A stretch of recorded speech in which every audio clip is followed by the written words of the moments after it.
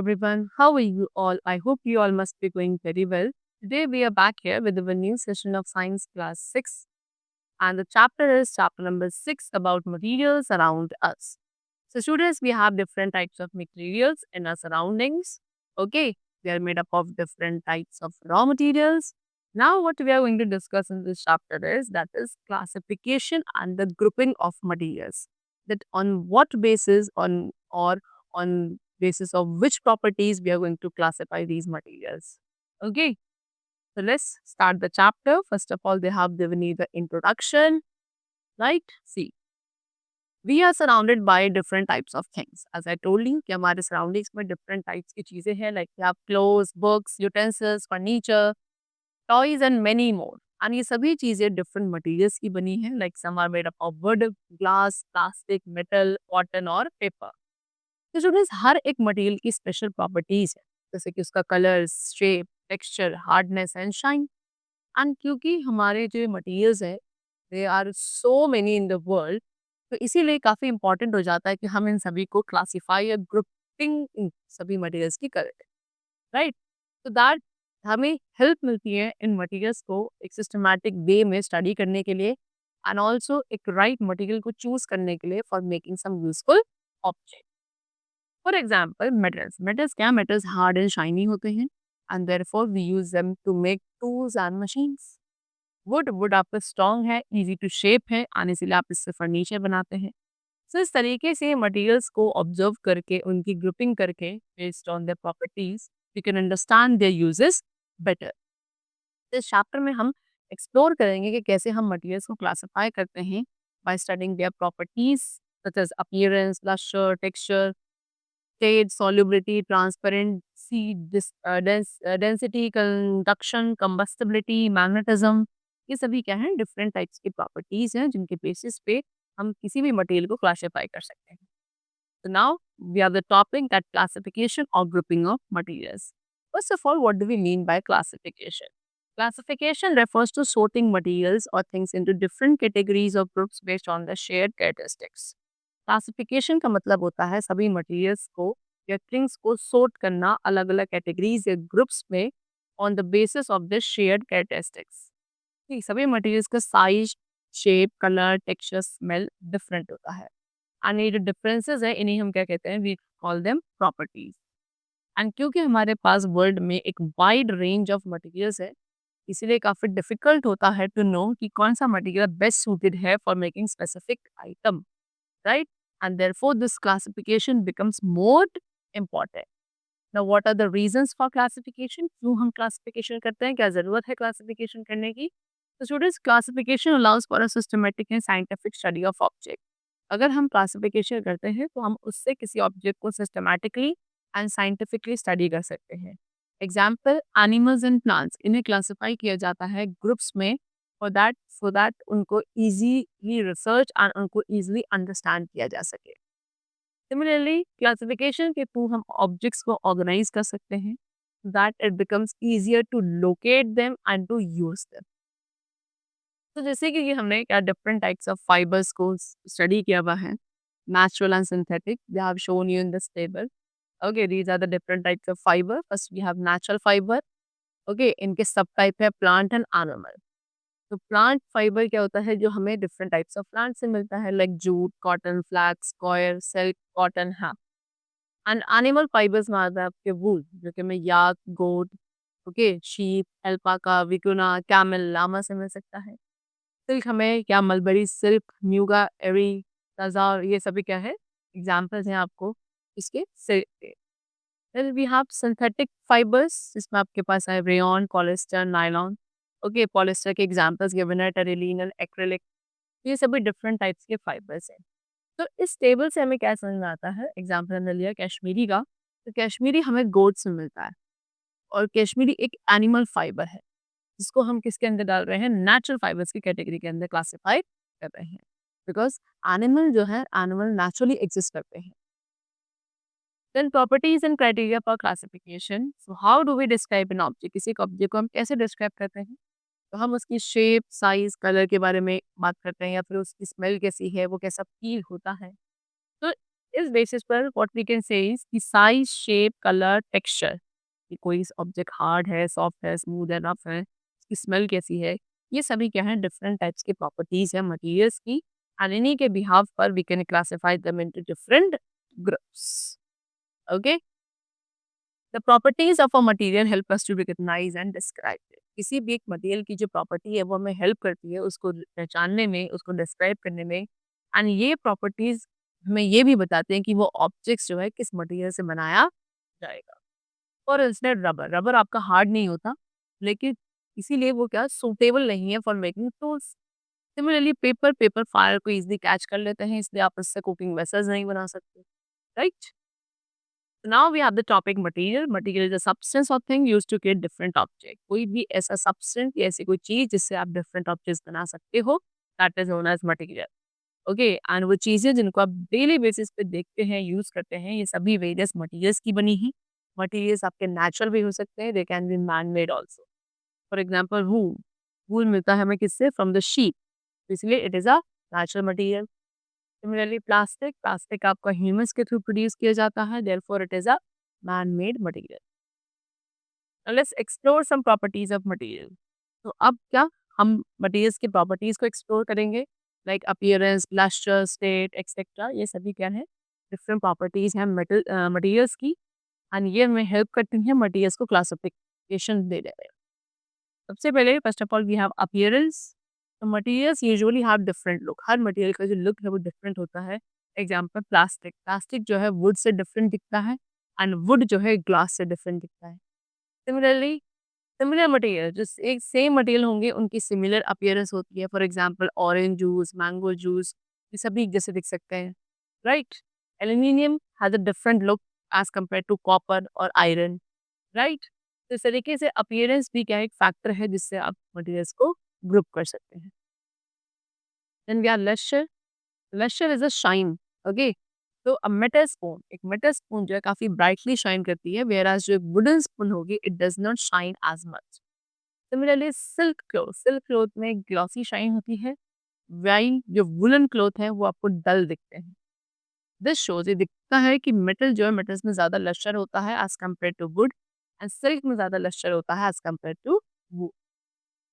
And iron rod, एक iron rod जो है वो आपको शाइनी नहीं दिख सकती एट फर्स्ट, यानी कि स्टार्टिंग में वो शाइनी नहीं दिखती है, बट उसके जो सरफेस को जब हम सैंड पेपर से रब करेंगे सो दैट उसके ऊपर से हम जो टॉप लेयर से रिमूव करें, then it become lustrous also. Okay, and this is because जैसे ये कुछ मेटल्स हैं जो अपनी शाइन को लूज कर देते हैं जब उन्हें आप एयर या मॉइस्चर में एक्सपोज करते हो over the time, and like this lustre को भी यूज किया जा सकता है as one of the characteristics to classify the materials. The next property which we have is texture. Different materials feel differently when we touch them. Different materials को जब आप touch करते हो तो सभी को टच करने पर हमें डिफरेंट फील होता है, बिकॉज सभी का टेक्सचर डिफरेंट है. ओके, कुछ मटेरियल्स रफ फील होते हैं, कुछ स्मूथ फील होते हैं. रफ जो मटेरियल्स हैं उनका सरफेस अनइवन होता है जिसके ऊपर बम्प्स होते हैं, रिजेस होते हैं, इनको हम इजीली फील कर सकते हैं. For example wood, rocks, bark of trees. Okay, on the other hand वहीं दूसरी तरफ जो स्मूथ मटेरियल्स है उनका इवन सरफेस होता है विदाउट एनी बग, जिससे आप उन्हें इजीली फील कर सकते हो. वो आपको प्लेन एंड बिल्कुल सॉफ्ट फील होते हैं when you touch them, like a sheet of glass और a satin fabric.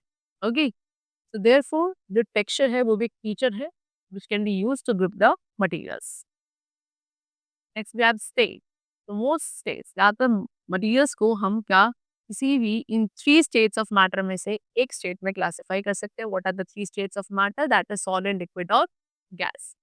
Okay, so ये जो थ्री डिफरेंट स्टेट्स है इन सभी के अंदर मॉलिक्यूल्स का डिफरेंट सॉरी अरे मॉलिक्यूल्स का डिफरेंट अरेंजमेंट होता है जिससे इन सभी स्टेट्स को एक यूनिक प्रॉपर्टीज मिले. Okay, first of all we have solid. तो सॉलिड्स के अंदर मॉलिक्यूल्स जो हैं they are tightly packed. Why? Because of strong intermolecular, ये मॉलिक्यूल्स अपने फिक्स पोजीशंस पे रहते हैं एंड केवल बहुत ही स्लाइटली वाइब्रेट करते हैं, and that is why solids का एक definite shape and definite volume होता है. Example ice, gold and wood. Second we have liquids. Liquids के अंदर जो मॉलिक्यूल्स हैं student they are not tightly packed. ये जैसे सॉलिड्स में काफी टाइटली पैक्ड मॉलिक्यूल्स होते हैं, सिमिलरली लिक्विड्स में ऐसे मॉलिक्यूल्स नहीं होते हैं. बिकॉज यहाँ पे जो इंटरमोलिकुलर फोर्सेस है दे आर वीक। काफी अच्छा खासा स्पेस होता है मॉलिक्यूल्स के बीच में, सो दैट उसके अंदर मूवमेंट अलाउ हो सके। And therefore liquids can flow, liquids flow कर सकते हैं। एंड उनकी कोई फिक्स शेप नहीं होती है, आप उन्हें जिस भी कंटेनर में पोर करेंगे लिक्विड्स उसी कंटेनर की शेप को ऑक्यूपाई कर लेंगे। But they have a definite volume, उनका डेफिनेट वॉल्यूम जरूर होता है। Example water and oil. Next we have gases. तो इन गैसेस गैसेस में जो मॉलिक्यूल्स हैं उनमें सबसे वीकेस्ट इंटरमोलिकुलर फोर्स होता है, right. And this allows them, and ये अलाउ उन्हें करता है कि वो फ्रीली एंड इंडिपेंडेंटली मूव कर सके। एंड देयरफॉर गैसेस में ना तो कोई फिक्स शेप है ना ही फिक्स वॉल्यूम है। ओके, गैसेस जो है फुल्ली एंड कम्प्लीटली एक्सपेंड हो जाती हैं किसी एक अवेलेबल स्पेस को, यानी कि जिस भी स्पेस में वो जाती हैं उतना सारा स्पेस वो फुल्ली कम्प्लीटली ऑक्यूपाई करती हैं। एंड इसीलिए उन्हें हमेशा एक सील्ड कंटेनर में स्टोर किया जाना चाहिए to prevent them from escaping. Example, water vapor, oxygen, and carbon dioxide. These are the examples of gases. Now they have given you the properties of all these three different states of matter. First of all, gap shape. So solids have definite shape, liquids and the gases do not have any definite shape. Secondly, volume. तो volume में solids and liquids का एक different volume होता है, but gases का एक different volume नहीं होता। फिर अट्रैक्शन बिटवीन मॉलिक्यूल्स, सॉलिड्स में काफी स्ट्रॉन्ग होता है ये अट्रैक्शन, लिक्विड्स में not very strong and gases में नेग्लिजिबल, ना के बराबर। Then next property space between molecules, molecules के बीच में स्पेस की बात करें तो सॉलिड्स में टाइटली पैक्ड हैं मॉलिक्यूल्स, लिक्विड्स में लेस टाइटली पैक्ड हैं एंड गैसेस में far apart from each other. Last we have position of molecules, solids में मॉलिक्यूल्स की पोजीशन फिक्स्ड है, लिक्विड्स में they are not fixed and gases में they move around free. Next we have solubility in water. So when certain substances, जब कुछ substances को हम water में ऐड करते हैं, स्टिर करते हैं, तो वो उसके अंदर कंप्लीटली ब्लेंड हो जाते हैं एंड आप उनको क्या सेपरेट नहीं कर सकते, उनको सेपरेटली आप नहीं देख सकते because of the property known as solubility. Okay, तो ये प्रोसेस का नाम होता है डिसॉल्विंग, यानी कि जब एक सब्सटेंस को वाटर के अंदर डालने के बाद स्टिर किया जाता है एंड वो दिखना बंद हो जाए, that means that particular substance has been completely dissolve in the water.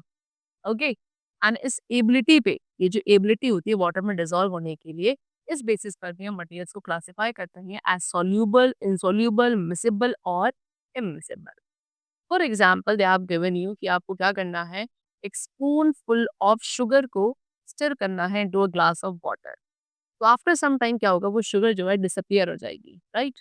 तो ये एक्टिविटी शो करती है कि शुगर जो है वाटर में कंप्लीटली डिसॉल्व होगी। वाटर क्या करता है, वाटर जो है जो शुगर मॉलिक्यूल्स के बीच में बॉन्ड्स है उनको ब्रेक करता है एंड शुगर मॉलिक्यूल्स जो है वाटर मॉलिक्यूल्स के बीच में जो स्पेस है उसमें फिल हो जाते हैं and hence we say that sugar is soluble in water, right? Secondly, we have what, हमें ये सेम एक्टिविटी रिपीट करनी है with using salt, sand, iron nails, paper pieces and अपनी ऑब्जर्वेशंस को हमें रिकॉर्ड करना है कि इनमें से कौन से ऐसे मटेरियल्स हैं जो कि सॉल्यूबल हैं एंड जो कि इनसॉल्यूबल है। So first of all, we have taken sugar. Sugar was soluble in water, right? Then we have taken salt. Salt is again soluble in water. Salt भी water में completely dissolve हो जाएगा। Then sand is not soluble in water. Sand water में dissolve नहीं हो पाती है. It is what? Insoluble. So this is insoluble in water, sand, because ये water में dissolve नहीं होती है, and therefore we say. Then iron nails and paper pieces, both are what? They are insoluble in water.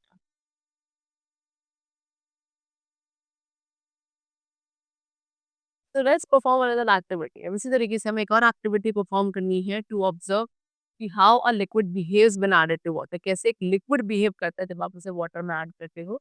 तो we can observe that milk can mix well with water, milk जो है वो बहुत अच्छे से मिक्स हो जाता है वाटर के साथ और इसीलिए मिल्क को कहा जाता है कि it is miscible in water. इसे कोई भी अगर लिक्विड वाटर में डिसोल्यूबल है तो that liquid is considered to be miscible, not soluble.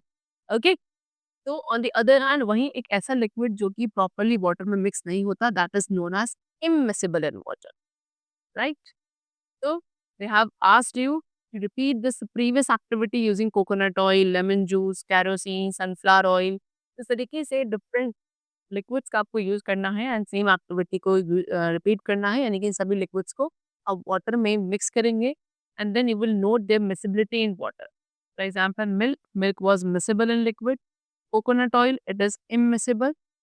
So we will write immiscible over here. Oil student सभी ऑयल्स जो हैं वो बेसिकली इमिसिबल होते हैं. Lemon juice is miscible. I am writing M for miscible, I for immiscible.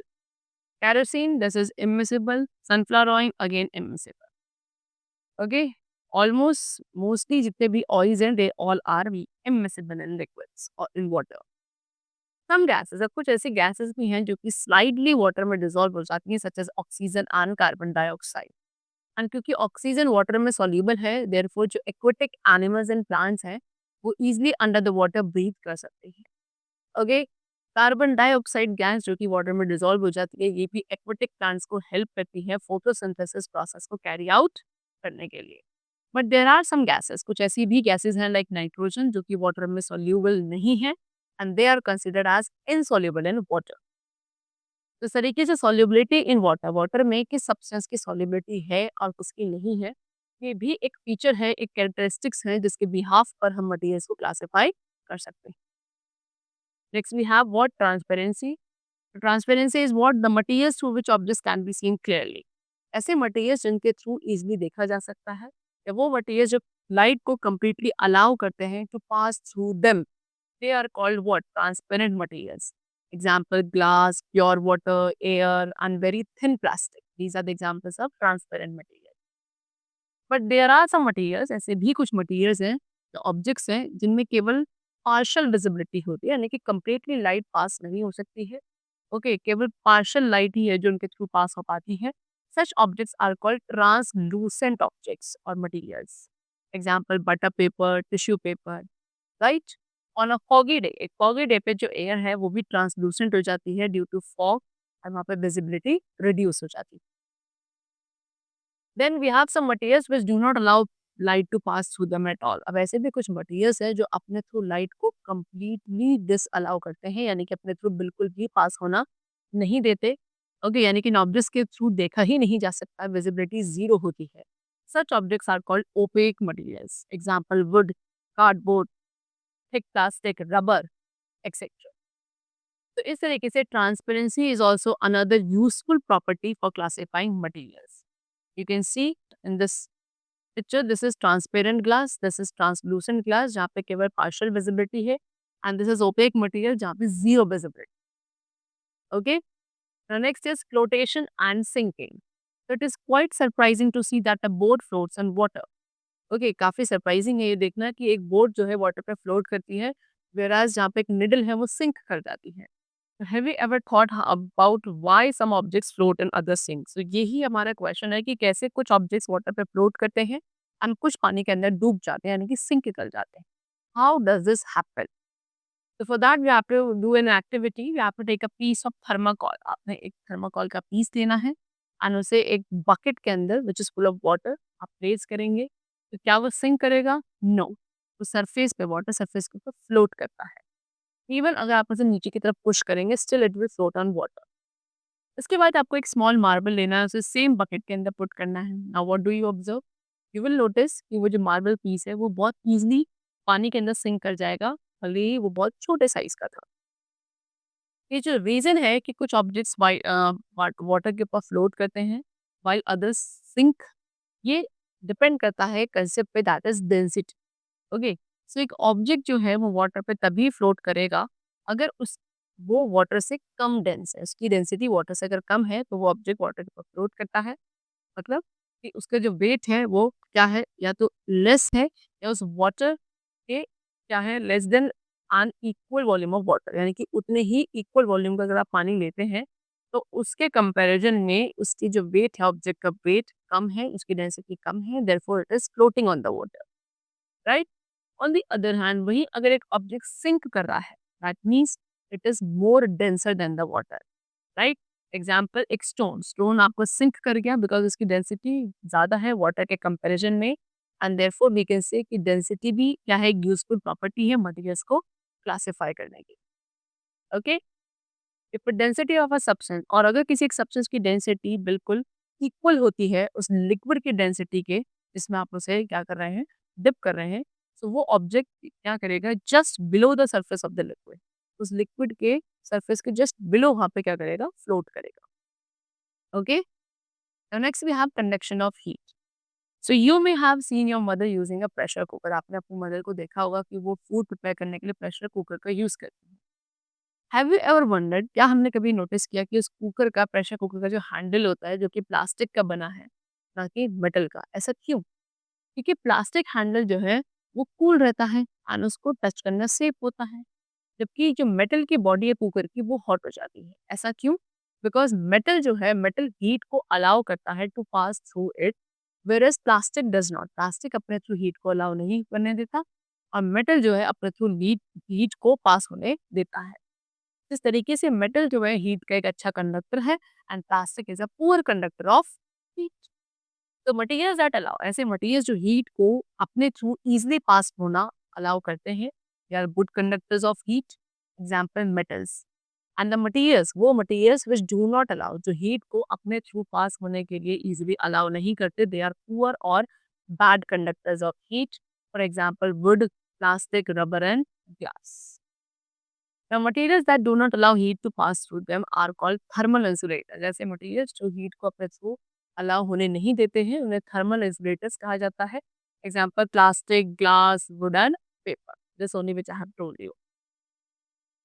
Next we have what, combustibility. Combustibility is the property.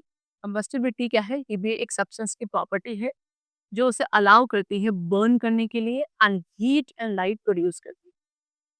And ये जो burning process होता है that is called combustion process. Suppose you have two containers, आपके पास दो containers हैं, एक आपका वुड का बना है एंड अदर जो है वो किसका बना है, आयरन का बना है, right. So which one would you choose? तो आप कुकिंग पर्पस के लिए किसे यूज करेंगे? Naturally you would choose the iron containers. Naturally हम क्या यहाँ पे आयरन कंटेनर का यूज करेंगे बिकॉज वुड जो है वो फायर कैच कर लेगा, where is iron will not catch the fire. Okay. तो जो मटेरियल्स इजीली फायर कैच करते हैं जब आप उन्हें डायरेक्ट हीट प्रोवाइड करो और वो इजीली फायर को कैच कर लें, such materials are combustible materials. Okay. And in reverse on the other hand, those materials जो फायर को इजीली कैच नहीं करते हैं, when they are heated they are called incombustible substances और मटेरियल्स. तो कंबस्टिबल सॉलिड्स क्या है? यहाँ पे wood, paper, coal, camphor are combustible substances. Then combustible liquids are also there like petrol, diesel, ghee, alcohol. Then we have combustible gases also like CNG, LPG and biogas. Now the next and the last property which we have is magnetic attraction. You might have noticed that the door of a refrigerator closes on its own, it left slightly open. अगर आप क्या किसी refrigerator के door को क्या करते हैं, थोड़ा सा स्लाइटली ओपन रखते हैं तो वो अपने आप क्लोज हो जाता है, राइट. ऑब्जर्व किया है इस चीज को. ऐसा क्यों? बिकॉज उस डोर के पे क्या होता है, एक मैग्नेटिक स्ट्रिप होती है जो कि इस डोर की आयरन रिम को अपने टुवर्ड्स का पुल करती है एंड डोर जो है शट हो जाता है, राइट. तो द मटेरियल्स, ऐसे मटेरियल्स जो कि एक मैग्नेट के टुवर्ड्स अट्रैक्ट होते हैं, they are called magnetic materials. Example iron and nickel, these are magnetic. But the materials which do not get attracted, ऐसे मटेरियल्स जो एक मैग्नेट के टुवर्ड्स अट्रैक्ट नहीं होते, they are non magnetic materials. Example plastic, wood, paper and cotton. These are non-magnetic materials. Okay, so that's all for the chapter. We have discussed about the various types of properties, okay, on the basis of which we can classify these materials into different groups. I hope you must have understood all of these properties and now you are able to classify the materials around you very easily into different groups. Okay, so let's meet in the next session with a new and exciting topic. Till then, keep going well. Thanks to everyone.